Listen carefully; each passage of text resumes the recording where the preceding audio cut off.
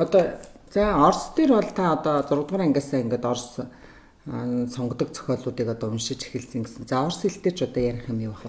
Англи хэлийг одоо яаж сурсан? Англи хэлийг үед ч одоо бас англи хэлийг бол зөвхөн номноос л ном уншиж байгаа л сурсан. Хизээ. Орос хэл аваас нэг 7-8-аас л 8 дугаар ангиас л эхлэв л. Тийм ихтэй англи хэл. Ерөөсөө Орос хэл дээр бол миний сайн уншиж бол мэдсэн армаануудыг бол англи хэл дээр бол гарч байхад тэрүүнийг бол харьцуулж бол уншвал их сонирхолтой санагдана шүү дээ. Жишээлбэл дэлхийг бол 80 хоног бол тойрсон гэдэг армааныг Орос хэл дээр бол уншаад бол бүх өгүүлбэрийг нь бол сайн ойлгосны дараа нь бол түүнийг бол англи хэл дээр бол уншаад бол үзэхэд илүү сонирхолтой санагддаг л да. Тэгэхээр энд нэг юм сонирхолтой зүйл бол ажиглагдсан. Юу гэх юм бол би Жюль Верний нууц дарал гэдэг бол армааныг бол уншаад бол тэр армааны талаар бол бүгдийг бол мэддэг гэж бол боддог байсан юм. 10 жилийн дараа тэр армааныг бол англи хэл дээр бол уншсан чинь нэг Ахмад Хардин гэдэг бол нэр гараад ирэхгүй. Тэгэхээр тэр Хардин гэдэг хүн тэр нууц дарал дээр ерөөсө байдгүй шиг санагдаад эн чинь юу болов гэд гайхаад унсан л. Тэгээд тэгсэн чинь тэр нууц дарал гэдэг бол армааныг бол Францын зохиолч Жюль Верн бичсэн. Гэхдээ тэр армаанд бол гардаг хүмүүс нь бол дандаа Америкийн иргэд бол байхгүй. Гэхдээ Жюль Верн бол Америкийн дотоод нийгмийн бүтцтэй хүмүүсийнх нь нэрийг нь бол жоохон яаж бол нэрлэдгийг бол мэддэггүй байж л дээ. Тэгсэн чинь Жюль Верний тэрхүү армааныг тэр Жюль Верний зохиол дуртай нэг эмэгтэй хүн орчуулсан юм байна л да. Эмэгтэй хүн орчууллаад тэгсэн чинь тэр арал дээр бол эзэнгүй арал дээр бол хаягдсан 5 хүнийг чинь инженер Сайрус Смит гэдэг хүн толгойж бол тэр хүмүүс чинь бол арал дээр гал гаргах юм юу ч болохгүй гар хоосон ирдэг шүү дээ. Тийм ч учраас тэр инженер Смит хөдөлмөрөөр хүн юу бүтээж болдгийг бол батлан харуулж байгаа. Сайрус Смитийн дүр нь бол маш хамгийн гол дүр л дээ. Тэгсэн чинь Сайрус Смитийн оронд бол Ахмад Хардин гэдэг дүр гараад ирэхгүй. Эн чинь ямар учиртай юм гэсэн чинь тэр үеийн Америкт бол Смит буюу дархан гэдэг нэртэй хүн бол голдуу гуйлагчин ядуу хүмүүс тийм нэртэй байсан юм байна л. Тэгээд тэр эмэгтэй орчуулагч Смит гэдэг нэрээр нь бол гаргалгүй Ахмад Хардин гэдэг бол нэрээр бол гаргачихсан байсан. Нэрийг нь их гойчилж өгсөн биш. Гойчилж өгөхгүй бол Америкийн уншигчид түүнийг бол ойлгохгүй байсан зэрэг. Тиймэрхүү орчуулгын зохиолыг харьцуулж уншихад бол тийм зүйл гардаг. Гэхдээ хэл сурна гэхэр чи хүмүүс одоо за бүр одоо үндсээр нь сурах ёстой. Одоо хэлний тэр зүй тогтлыг мэдэх ёстой. За бүр үг, үсэг, аваа эндээс эхэлж судлах ёстой гэж одоо тэгдэг шүү дээ. Тэгээд та болохоор тэрийг судлаагүйгээр ингээд шууд уншаад эхэлнэ гэдэг чи одоо байж болох уу? Ердөөсөө дээр үеийн хүмүүс зөвхөн ном уншаал судалчихдаг байсан шүү дээ. Тэгээд үгийн тулгаал уу? Үгүй ерөөс ямар ч тулгах юм байхгүй. Славар жишээлбэл 19-р зууны 60-70-ад оны хүртэл бол ямар ч славар гэдэг бол ойлголт бол ерөөсөө байгаагүй. Нэвтрхий тойл гэдэг ойлголтыг чинь бүр 1760-70-ад оны үед бол Дэни Дидро гэдэг хүн гаргасан шүү дээ. Тэгэхээр бол славар бол байгаагүй үед бол хүмүүс бол бие биенийхээ хэлийг яаж ойлгох юм бэ гэх юм бол зөвхөн номоор эсвэл хүмүүстэй бол шууд харьцаж байгаа л сурдаг бол байсан шүү дээ. Нөгөө Францын зохиолч Виктор Гюгогийн армаанд бол шовдрлогдсон хүмүүс гэдэг армаанд бол гардаг шүү дээ. Мариус бол нөгөө баян эцэгтэйгээ муудалцаад бол гэр орноосоо зугатаагаад тэгээд гидсээ яаж тэжих вэ гэдэг асуудал тулгарсан чинь найзууд нь зөвлөдөг. Чи гадаад хэлнээс орчуулга хийгээд. Тэгэхээр би Францаас өөр ямар ч хэл мэдэхгүй юм гэсэн чинь. Тэгээд сандраад байх юу байсан энэ номын сангаар дүүрэн бол англи номнууд бол биш. Англи хэл дээрх номнууд. Чи уншаал нэг 2-3 сарын дараа л орчуулж эхэлнэ гэж. Тэгээд Мариус ерөөс 2-3 сарын дотор бол англи хэлийг сураад тэгээд англи хэлнээс бол Франц руу орчуулга хийгээл тэгээд Монгол гизээ дижээж эхэлсэн тухай гардаг шүү дээ. Бас зөвлөлтийн зохиолч Даниэл Гранины Зүүбэр гэдэг бол арман байдаг. Тэр Зүүбэр гэдэг арман дээр гарч байгаа Тимофей Вересовский гэж Оросын дараа нь зөвлөлтийн алдартай генетикч эрдэмтний тухай гардаг шүү дээ. Тэр генетикч эрдэмт нь бол 1924 онд бол Герман улс руу түүнийг бол Германд бол эрдэм сургахаар бол явуулсан байгаа юм л да. Тэр үед бол мань хүн бол дөнгөж улаан армиас бол халагдаад бол ирсэн. Улаан армийн хувцастай. Тэгээд гутал нэг уранхай гутлынх нь бол уул нь бол цоорхой байсан юм байл. Тэгсэн чинь мань хүнд бол шинжлэх ухааны академийн ерөнхийлөгчийн тушаалаар шинэ гутал авч өгөөд тэгээд костюм бижээх бол хэрэгтэй болсон чинь костюм бижээх нь бол олдож өгөхгүй. Түүнд бол ямар костюм бижээх өгсөн бэ? Нөгөө цувны материалаар бол костюм бижээх бол ойж өгсөн чинь халуунд халаас малаас нь хэлэх гэр тийм амьтал Герман улсад эрдэм сурахаар бол очсон юм байна. Тэгэхэд ч гэсэн мань хүн бол ердөөсөө ямар ч словаар бол хэрэгэлдэггүй.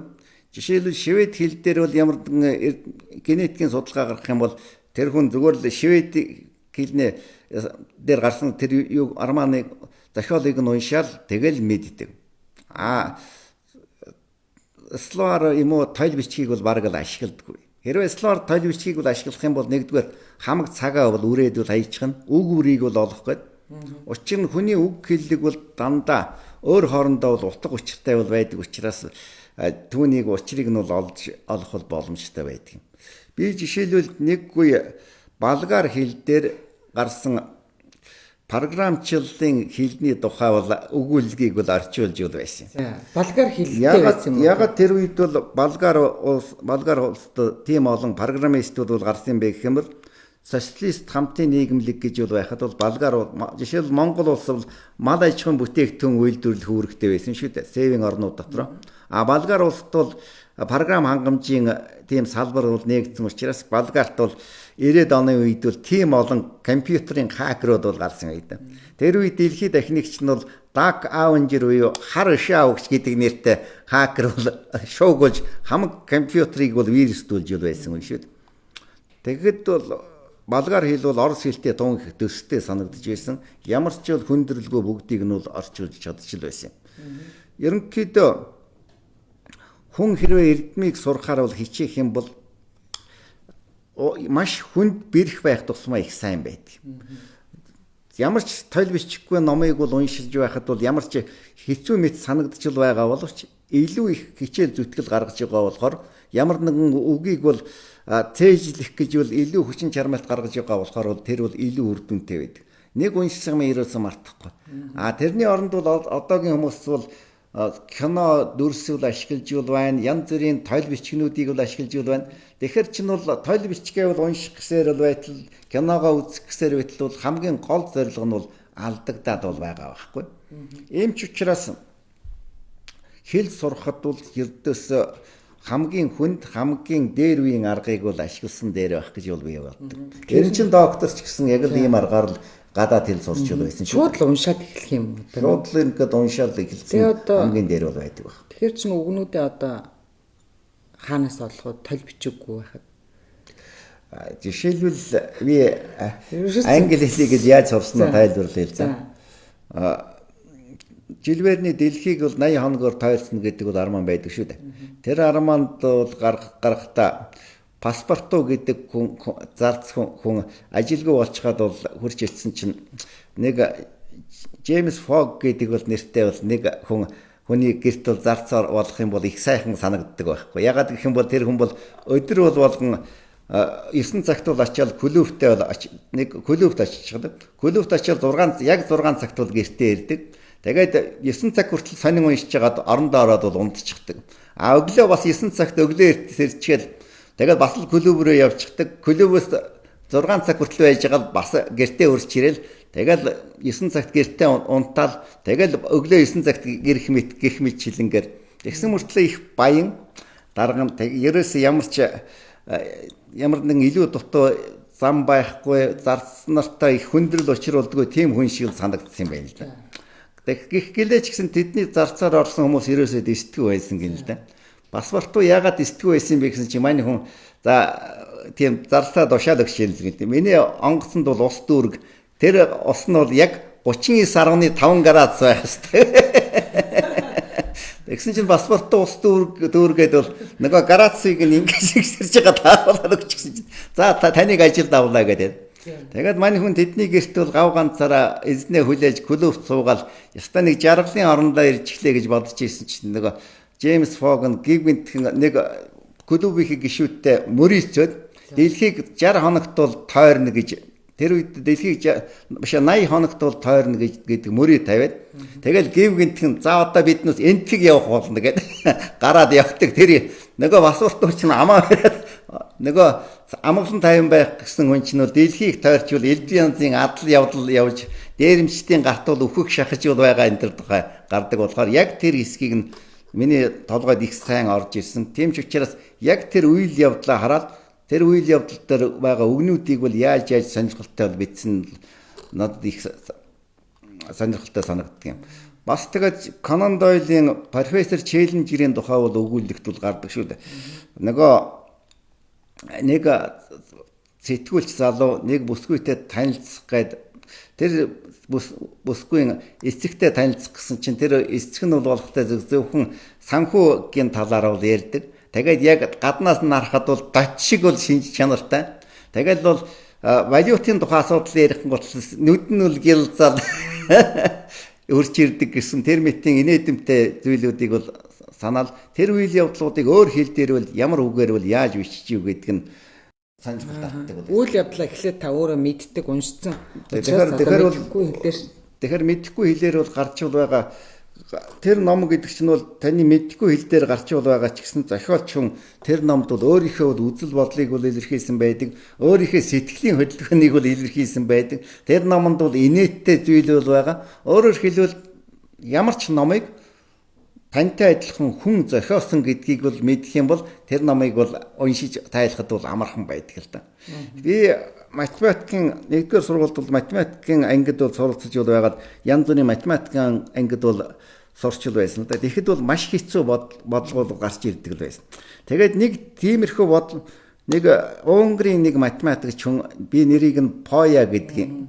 Тэр математикч бол маш олон хүнд бол бодлогыг бол агуулсан нэг тийм алдартай ном бүтээсэн юм байл. Тэр номыг бол биднээс ерөөсөө уншаад тэр номонд нь байдаг бол хүн даалгавруудыг бол бодлогуудыг бодох хамгийн хэцүү байсан. Гадаад хэл дээр ном. Тэр ер нь унгар хэл дээр шүү байд. Гэхдээ математикийн бодлого чинь амархан шүү дээ. Учрыг нь ойлгоход ганцхан бодлогыг нь бодоход хэцүү байхгүй. Тэгээд энэ бодлогуудыг яаж боддг юм бол доо гэж бодоод байсан чи би тэр Поягийн дурдтгалыг уншсан юм л дээ. Тэр бол өөрөө зүгээр досгоны багш хүн байсан. Гэхдээ өөрөө бас нэг тийм математикийн олимпиадад оролцдог байсан юм болов. Тэгээд тэр нэг удаа тийм математикийн олимпиадад оролцох гэж явж исэн чинь маш хүн хэцүү бодлого. Энэ ийм бодлогыг ер нь амьд хүн бодож чадхаар юм болоо гэж ань хүний толгойд орсон гэл. Тэгээд энэ бодлогыг чинь ямар тэнэг профессор нь гаргаж чаддаг вүлээгээр үдсэн чинь тэр бодлогыг зохиосон хүмүүсийн дунд нь бол тийм их сургуулийн профессор хүн байхгүй байсан гэл. Хөдөөгийн багш нар л тэрмхүү бодлогыг зохиосон шинжтэй. Тэгсэн чинь би ямар ч хөдөөгийн багшаас бол илүү ухаантай байх хэрэгтэй. Тэр залгинуудын толгойд яагаад ийм бодлогыг зохиох санаа орж ирдэг вүлээ гэж бодож байсан. Өөн ч нөгөөдөл тэгээд тэр тэднүүсийн гол санааг нь бол бань хүн ойлгосон л. Ойлгохдоо тэр хүн энэ бодлогыг захиасан хүн надаас илүү ухаантай байх ёсгүй гэдэг зүйл толгойд нь орж ирэл тэгэл бодлогынх нь бол гол санааг бол ойлгосон юм гэдэг. Тэрний дараа бол тэр зүгээр л тэр бодлогыг бол ерөөсөө тиймэрхүү бодлогыг бол автоматар хариуг нь хэлж чаддаг болсон юм. Та одоо их багасаа л ийм одоо их одоо хичээлдээ сайн ийм эрдэм мэдлэгтэй хүүхэд байжээ. Тэгээд анх яагаад ингэж номонд дурлах тий энэ суурийг ер нь яаж тавьсан бэ? Эцэгчүүд мэдээж одоо хүүхдээ номтой манай эмээ бол номонд бол маш их дуртай хүн байсан да. Ялангуяа Францын зохиолч Александр Дюмагийн романуудыг маш их сонирхдаг. Тэр Александр Дюмагийн шавдар бол хүмүүс Монте Кристо гүн тэднүүсийг бол уншсан. Тэгэл тэр үеийн хүмүүс чинь уншсан номоо бол үргэлж ярьж өгдөг. Монте Кристо романы бол үйл явдлыг бол би бичиг сурхаасаа бол өмнө бол сайн мэдчихсэн байдаг. Тийм ч учраас тэр романыг нь бол сайн дархан бол уншиж бол мэддэг байсан. Тэр үед чинь ном хүмүүс бол номыг бол шүтдэг бол байсан шүү дээ. Элдв номыг бол бие биенээсээ дамжуулж уншдаг. Би тухайн үед Америкийн зохиолч одоо бас нэрийг нь бол мартчихж Стивенсны зохиолыг бол их сонирхдаг. Роберт Луис Стивенсны зохиолыг их сонирхдаг байсан шүү дээ. Тэр үед чинь бол Эрдэнэсийн арал гэдэг адал явдалтай бол Арманыг хүн болгон унших гээд бол тэр нь бол олддгүй тэр мэтийн юмнууд зүйлүүд бол байсан юм. Дараа нь Стивенс яагаад бол тэр хүү Арманаа бол бичих болсон бэ? Тэр хүү Арманы хамгийн гол дүрд бол гарчул байгаа нэг тийм дээрэмчний дүр бол гардаг шүү дээ. Тэгэхэд бол тэр далайн дээрэмчнийг бол гаднаас нь бол харахад бол хинч гэсэн далайн дээрэмчин муу хүн гэж бол бидхийн бол аргагүй байд. Гэхдээ тэр хүний дүр нь бол маш их баялаг. Тэр хүн их шооч. Тэгээд бол хүнийг бол байлдан дагуулдаг. Тэр тэгсэн мөртлөө муу санаатай тэр хүний олон шин чанарыг нэг дор яаж харуулсан юм бэ гэж дараа нь би сонирхдаг болсон. Тэгсэн чинь Стивенсны тэр бодит хүнээс бол жишээг нь бол авсан гэдгийг нь мэдсэн. Далайн дээрэмчин байж бол байгаад дараа нь энгийн иргэн болоод тэр бол байтга парламентын гишүүн болсон хүний тухай бол тэр Арманаас л авсан байдаг. Тэр хүн бол ерөөсөө үйл явдлыг нь уншиж яхад над шиг дэр аймхаа холчгор хүн байсан байл бол доо. Эхнэрээсээ их айдаг байсан юм байна. Эхнэр нь түүнийг бол тэр хүнийг бол өгтлэн зад загнаал. Эхнэрийнхээ үгийг бол ясчлан биелүүлдэг байж л дээ. Манай хүнийг тэгэл нэг удаа чи одоо талханд яв. Гэхдээ талханд явж байхдаа чи зүгээр явж бол байж болохгүй. Эргэн тойрны хүмүүсээс бол ажлын байрны тухай асууж яв. Тэгэхгүй бол чамайг бол тэжээсээр байгаа залхлаа гэсэн юм байна. Манай хүн тэгэл талханд явж гин л дээ. Тэгэл нэг тэр чинь нэг Английн Бристол гэдэг бомб хот байхгүй. Тэгэл талханд явж байгаад харж байсан чинь янз бүрийн хүмүүсээс бол ажил асуусан чинь ашуугаад нэг сайн ажил олдохгүй шинжтэй. Тэгсэн чинь нэг хэсэг бүлэг хүмүүс бол ярилцаа зогсож байна л гэл. Харахад нэг энгийн дүр төрхтэй мөртлөө маш сайхан хувцас хонортой, их сайн хувцастай улсууд байсан гэл. Тэр улсууд дээр үрчээч бол надад хийх ажил бол байна уу гэсэн чинь нөгөө цаад бол чамд ямар ажил хийх хэрэгтэй юм. Би ажил голохгүй ямар ч ажил байсан хамаахгүй. Тэгсэн чинь манай хүнийг жаахан харж ирсэн чамд тэгээд зориг гаргахад бол бэлхэн нөө гэд энэ чинь нэлээд хэцүү юм шиг ажил шүү дээ гэсэн чинь би зөвшөөрнө ямар ч ажил байсан хамаахгүй. Надад бол итгэж болно гэлээсэн. За тэгвэл юу ч гэсэн биднийг дагаал яв гэл. Тэгээд манай хүнийг шууд далайн хөлөг дээр бол оруулаад тэгэл тэр далайн хөлөг цааш явсан гэл. Тэгэл хөвөөд явж байсан чинь манай далайн тэр хөлөг онгоц далайн дээрэмчдийн дайралтанд бол өртөг шиг бол болсон гэл. Тэгэл анхны ажилдаа тэгэл манай хүн бодож ийл. Одоо эхнэртэй талхыг нь авалгүй очих юм бол тэгэл загнуул сүйд болох байх гэж бол өгдлээ айгаал. Нөгөө тэр далайн дээрэмчтэй өгтөө тулдах хэрэгтэй гэл хамгийн түрүүнд бол толдаанд бол нөгөө далайн дээрэмчдэг чинь бол бут захиад загчлаа гэж бод. Тэгээд тулааны дараа үзсэн чинь нөгөө мань хүний нийлсэн улсууд нь өөрсдөө далайн дээрэмчд бол байж байгаад тэгээд тэднээс худалдааны хөлгийг бол дээрэмдсэн болж мань хүн хамгийн их гавь яваа болсон учраас хамгийн их мань хүнд бол хувь ноогдох болсон гэлдэг. Тэгээд тэр хүн гэртээ ч ирж чадалгүй тэр чигээр бараг 8 жил гаруй номхон далай Карибын тэнгис зэрэг газруудаар далайн дээрэмчтэй цугуул байсан юм байна л да. Тэр хугацаанд мань хүн далайн дээрэмчдийн тухай Арман зохиол бол бичсэн. Тэгээд Англид хурч ирээд нөгөө эхнэртэй талхан авчирч өгсөн эсэх нь мэдэгдэхгүй ямар ч гэсэн Бристол хотод тийм зоогийн газар бол нээж үл ажилласан. Тэгээд тэр Эрдэнэ усан арал дээр бол гардаг тэр зоогийн газартай өрөөсөн хөлтэй тэгээд мөрөн дээр тачуу суулгасан тэр Джон Сильвер гэдэг хүний дүр бол жинхэнэ бодит дүр байхгүй. Тэр бол бас нөгөө тэгээд ер нь Английн болон Оросын Арманд кинонууд чинь далайн дээрэмчдийн дүрийг бол дандаа тэгж гаргадаг шүү дээ. Дандаа мөрөн дээр тач суулгасан өрөөсөн хөлгөөд нэг суг таягтай хүн бол далайн дээрэмчин байдаг. Тэгээд бол тэр хүн бол бодит хүний дүр гэдэг нь бол үүгээр бол харагдаж байна. Та анх нэгдүгээр сургуулийн математикийн ангид яагаад орох болсон юм? Би нэг дөнзөн байшинтай 14 дугаар сургууль гихчид бол суугчул байсан. Нэгдүгээр ангиас бол авахуулаад 7 дугаар анги дуустал. 7 дугаар ангид бол байж 7 дугаар ангид бол анх хэлсэж үл орохдоо би 7 8 дугаар ангийн хичээлийг нэг дор бол үзээд сурчих гэж бол бодсон. Яг л гэх юм бол би 6 дугаар ангидаа гів гинтгэнд соороод орос хэлийг бол тэр дор нь сураад тэгээд 7 8 дугаар ангийн хичээлийг бол сурахад нэг дор сурахад бол их амарх юм байна гэж бодсон. Тэгээс чи манай сургуулийн захирал 5 суран гэдэг эмэгтэй чи ингэж байсан дор бол 1-р сургуулийн математик ангид бол орох хэрэгтэй. Манай хүү бол тэнд бол сурдаг. Тэгээд намайг бол баг чирч аваачаад 1-р сургуулийн математик ангид тэр үед чинь 8 дугаар ангиас бол математик ангид бол хичээл болоод өгөөд орчихсон. Шалгалт өгөөд орсон. Тэгээд тэр үед чинь Монголын шилдэг багш нар болох Шарав багш, Цагаан багш нар бол байсан л да. Одоо чинь багш нарыг бол хүүхдүүдэд захиж инг зандарч болохгүй хүний эрхийг бол дээдлнэ гэж бол байдаг.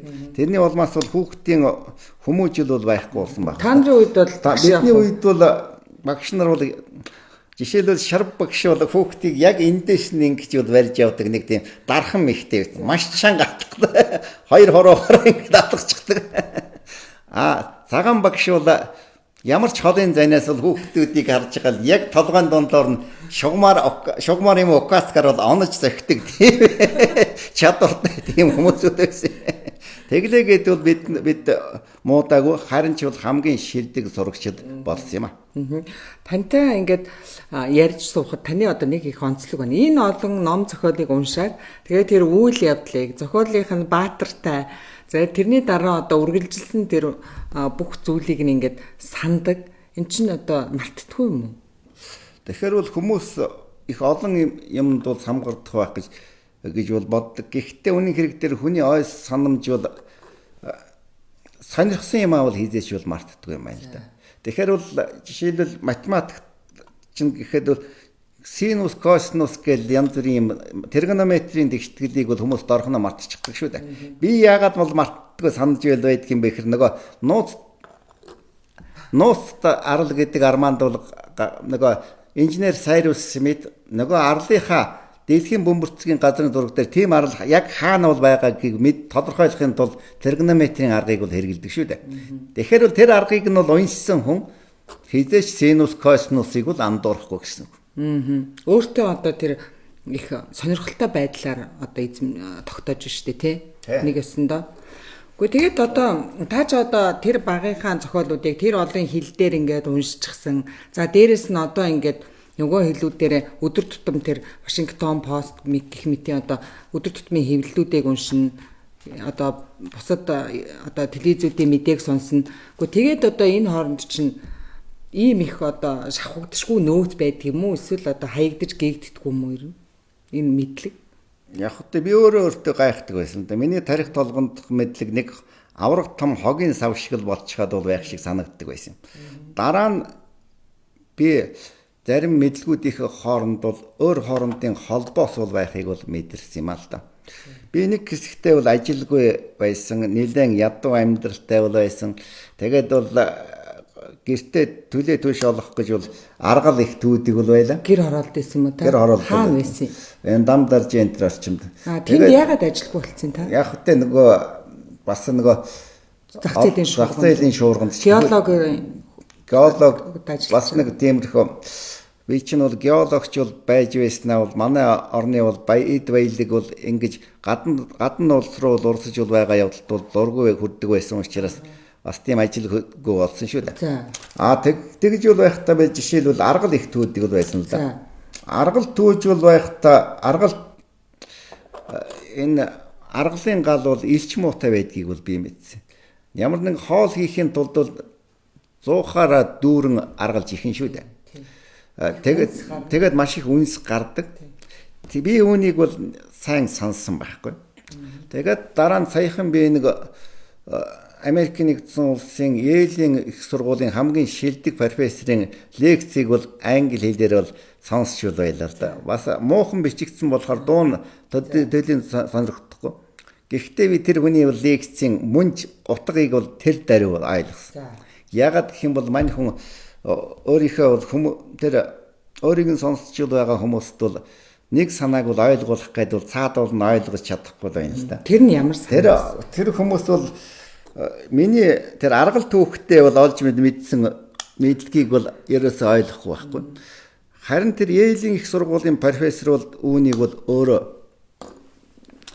олон жилийн хөдөлмөрийн явцад бол маш олон математик модель зохиож бол мэдсэн байна. Юу гэх юм бол одоогоос 4-5 мянган жилийн өмнө дэлхий дээр бол хүрэл зэвсгийн үе гэж бол байсан. Түүнээс өмнө чинь чулуун зэвсгийн үе байсан шүү дээ. Чулуун зэвсгийн үеэс бол хойш хүрэл зэвсгийн үе, тэгээд төмөр зэвсгийн үе, тэгээд биднээс чинь одоо барагцаал бол төмөр зэвсгийн үед бол амьдарч байна шүү дээ. Яагаад хүн төрлөختөн шууд л төмөрийг бол ашиглаж үл эхлэхгүй, хүрлийг бол ашиглаж эхэлсэн бэ гэдэг асуулт бол гарч байгаа юм л да. Яагаад гэх юм бол төмөрийн хөдөл бол энэ тэндгүй байдаг шүү дээ. Тэгтэл бол хүрлийг бол хайлуулна гэдэг чинь хүрэл зэвсгийг хийхэд чинь нэгдүгээрт бол зэвс хэрэгтэй, хоёрдугаарт гэвэл цагаан тугалга хэрэгтэй. Цагаан тугалга бол дэлхий дээр маш ховор байдаг байхгүй. Тэгэхээр яагаад хүн төрлөختөн ийм ховор юуг технологиг эзэмшсэн. Тэгээд чинь бол хүрлийг бол хайлуулахад нарийн төвөгтэй. Ягаад гэвэл тэрэнд чинь нэгдүгээрт зэвс цагаан тугалга хоёрыг бол тодорхой харьцаагаар бол хойлох хэрэгтэй. Хамаагүй нарийн төвөгтэй бол байхгүй. 19-р зууны үед ч гэсэн их бууг бол хүрлээр бол хийдэг л байсан шүү дээ. Одоо орчин үед ч гэсэн хамгийн нарийн багаж төхөөрөмжүүдийг тийм зэвсийн янз бүрийн хайшаар бол хийдэг. Тэгэхээр яагаад ийм болчих вэ гэдгийг бол тэр профессор бол тайлбарлах гэж их оролдоод сонсож байгаа хүмүүс нь ерөөс л ойлгохгүй юм л да. Би бол тэр торн л ойлгосон. Юу байсан тэр нь? Тэр нь үүнд шал тэр үед нөгөө тэр хүрэлч юм уу төмөрийг бол хайлуулахын тулд бол мод нүүрсийг бол шатаан шүү дээ. Тэгэхэд бол жишээлбэл түүнийг хайлуулахын тулд бол асар их бол энерги бол хэрэгтэй. Маш их илж дулаан хэрэгтэй. Тэгэхэд бол аргалын галаар ч юм уу эсвэл зүгээр нэг мод чулуу нүүрсээр бол төмрийг бол хайлуулах аргагүй байхгүй. Харин цагаан тугалга дэмсэн зэвсийг бол хайлуулахад маш амархан. Цагаан тугалгыг чинь ердөөс л энэ лааны галд бол хайлуулчихдаг шүү дээ. Би аргалын гал илчгүй гэдгийг мэдсэний дараа бол хоёр мэдлэг хоорондоо ингэж холбогдож байгаа байхгүй. Тэгэхээр бол миний хогийн савнд бол байсан мэдлэгүүд сүүлийн үед бол өөр хоорондоо ингэж холбогдоод бол илүү чухал мэдлэгийг бол авчирч байна. Илүү одоо цэгцлэгтэй. Илүү цэгцлэг. Амьдрал дээр одоо хэрэглэх тийм боломжтой болж байна гэж ойлгочлох уу? Тийм ээ. Жишээлбэл би чинь одоо Монгол улсад бол парламентын ардчил яагаад бол хөгжихгүй байгаагийн шалтгааныг бол хинээс юу илүү сайн ойлгож байна. Юу юм тэр нь? Ягаад гэх юм бол биднээс парламентын ардчлалыг Европоос авлаа шүү дээ. Тэр дундаа Грек, Ромоос, газар дундын тэнгисийн ирэг дээр бол байдаг орнуудаас. Тэгэхэд чинь Грек, Ром, Европ тэр хооронд ямар олон хүнд бэрхшээлтэй өөрчлөлтийг бол үзв. Грек, Ромд бол жишээлбэл боол эзэмших ёс гэж бол байсан шүү дээ. Монгол улс тэр нийгмийн формацийг бол туулж бол өнгөрөөгүй. Дараа нь феодалын нийгмийг бол туулсан. Монгол улсад бол яг тэр Европын шиг бол феодалын нийгэм байгаагүй шүү дээ. Европын феодалын нийгмийн үед чинь жишээлбэл нэр төр гэдэг бол ойлголт бол бий болсон. Жишээлбэл Францын Чадвар 3 цэргийн тухай бол Арманд бол кинонд ч гардгаар бол тайж хүнийг бол ямар нэгэн үгээр бол өдөж бол болохгүй. Тэгэх юм бол тэр хүн шууд таныг дуйл эрүүл тулаанд бол дуудаад үхсэхээ үзнэ. Учир нь тухайн хүний нэр төр гэдэг бол амнаас нь илүү үнэтэй зүйл гэж нөгөө канцлер Хамблам Иршилээ бол хэлж байгаа шүү дээ. Нэр төрөө алдахаас бол тэр үеийн хүмүүс үхтлээ айдаг бол байсан. Жишээл Маршал Массамбиер гэдэг хүн нэр төрөө алдчихж бол магадгүй гэж айсандаа бол дайсны жагсаалын өмнө морьтойгоо 20 алхмын зайтай өнгөрөөд жагсаалдаа байсан бүх сэргүүд бол түн рүү галнэ гэд мань хүний малгай нь зад буудагдаад гутлынх нь бол зад буудагдаад морин үхээд тэгсэн мөртлөө өөрөө ганц шарахгүй гэсэн. Тийм инээдэмтэй тохиолдол энэ. Та тэр аргал түүж явсан одоо хүнд хэцүү амьдралаасаа тэгээд яаж гарав? Яг үгүй хамгийн гол нь бол амьдралд итгэл найдвараа алдахгүй байх хэрэгтэй. Хүмүүст бол найдах итгэл найдвараа алдахгүй байх хэрэгтэй. Тэгэхээр бол би үгээ бол үргэлжлүүлээ л да. Тэгээд дараа нь феодалын нийгмийнх нь бол тэр дундаас хөрөнгөт ёс бол үүслээ шүү дээ. Хөрөнгөт нийгэм гэдэг чинь ямар ч гэсэн хүмүүс нь өөрийнхөө хоолны мөнгийг бол өөрөө бие дагаад бол олжчихдаг. Хэн нэгэн хүнээс бол хамааралгүй хүн гэсэн үг шүү дээ. Тэгээд хөрөнгөт нийгэмд бол дундаж бол анги гэд байдаг. Дундаж анги бол ардчлалын гол тулгуур бол байгаа юм. Манай улсад бол ямар ч тийм дундаж бол анги гэж бол байхгүй. Дундаж анги байхгүй болохоор бол хүмүүс бол хэн нэгэн баян хүнээс хэн нэгэн компани захирлаас бол шууд бол хараад гэсэн үг л дээ. Би хүртэл телевизийн дарганараас бол хараад бол байсан шүү дээ.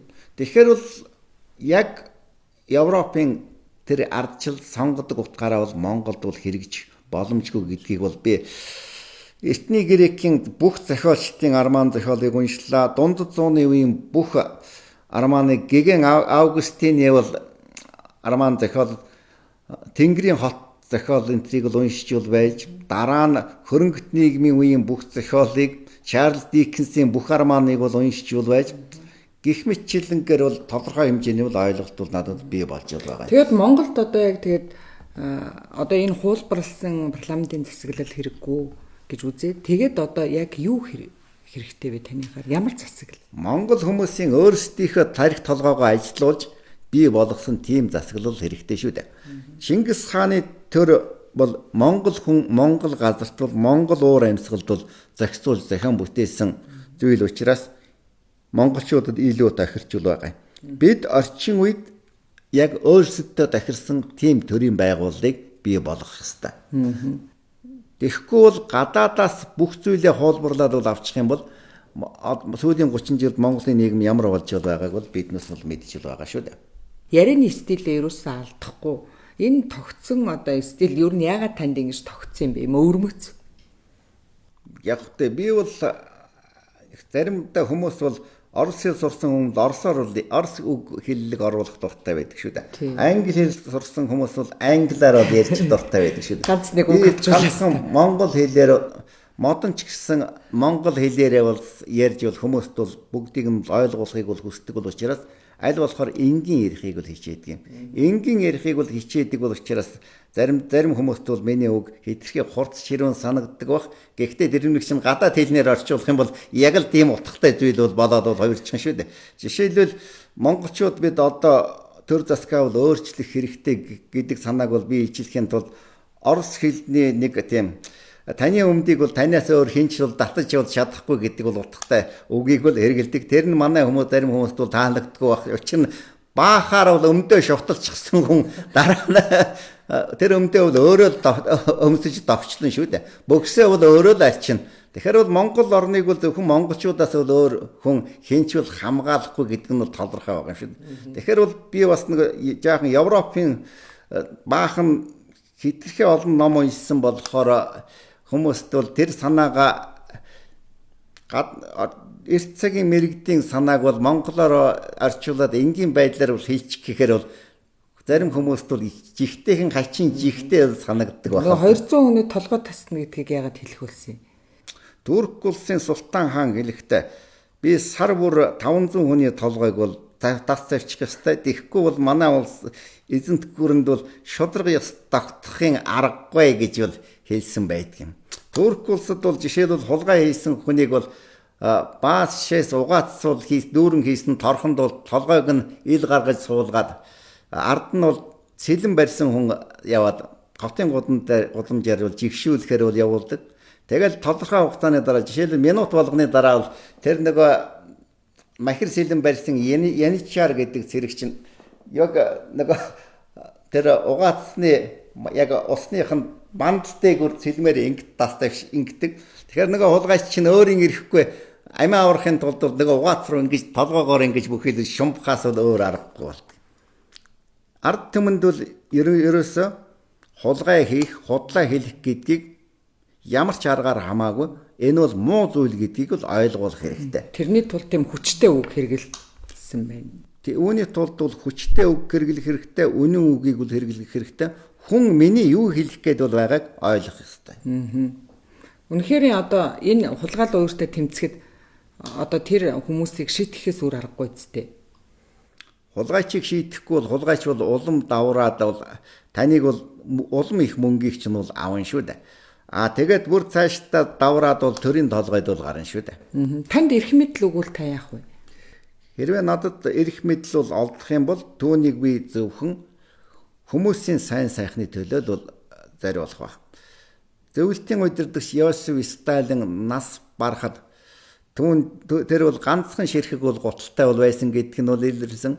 Тэр гутлаа өөрөө аяжуул тойлсон байсан гэдг нь бол илэрсэн. Ганцхан хуурай ганцхан ширхэг бол хуучин шинээлтэй бол байсан гэдг нь илэрсэн. Тэр хүн зөвхөн ард түмнийхээ төлөө бүхнийг бол хийгээд өөртөө юу ч юу зориулаагүй юм а.